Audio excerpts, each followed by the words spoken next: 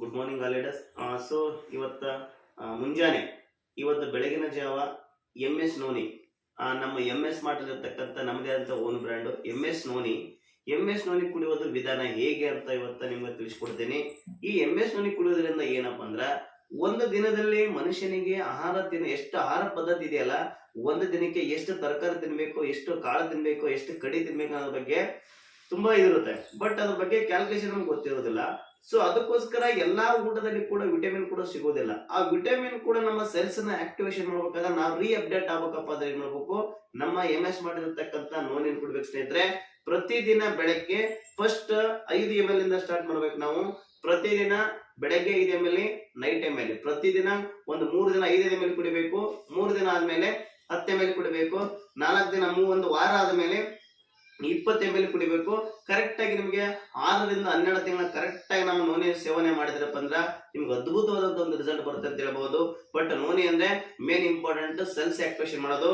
ಈ ಒಂದು ನೋನಿಗೆ 2000 ವರ್ಷಗಳ ಇತಿಹಾಸ ಇದೆ. ನೋನಿ ಹಣ್ಣು, ನೋನಿ ಬೇರೆ ಬಗ್ಗೆ ಗೊತ್ತಿದೆ.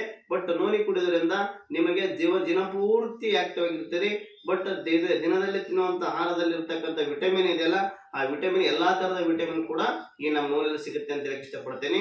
ಸೊ ಪ್ರತಿದಿನ ಯಾರೆಲ್ಲ ಇದ್ರಿ ಕುಡಿಯೋದು, ಫಸ್ಟ್ ಒಂದು ಲೋಟದಲ್ಲಿ ಬಿಸಿನೀರು ತಗೋಬೇಕು. 10 ml ನೋನಿನ ಹಾಕ್ಬೇಕು. ನೋನಿನ ಹಾಕಿದಾಗ ಪ್ರತಿದಿನ ಕುಡಿಕ್ಕಿಂತ ಮುಂಚೆ ಊಟ ಮಾಡೋಕ್ಕಿಂತ ಮುಂಚೆ ಅರ್ಧ ಗಂಟೆ ಮುಂಚೆಕ್ಕೆ ಒಂದು ಗ್ಲಾಸ್ ಅಲ್ಲಿ ನೀರು ತಗೊಂಡು ಆ ಗ್ಲಾಸ್ ಅಲ್ಲಿ 10 ml ನೋನಿ ಹಾಕಿ ಅದನ್ನ ಸರಿಯಾಗಿ ಕಲಬರಿಕೆ ಮಾಡಿದ ನಂತರ ಇದರ ಒಂದು ಕಲರ್ಸ್ ಕೂಡ ಚೇಂಜ್ ಆಗುತ್ತೆ.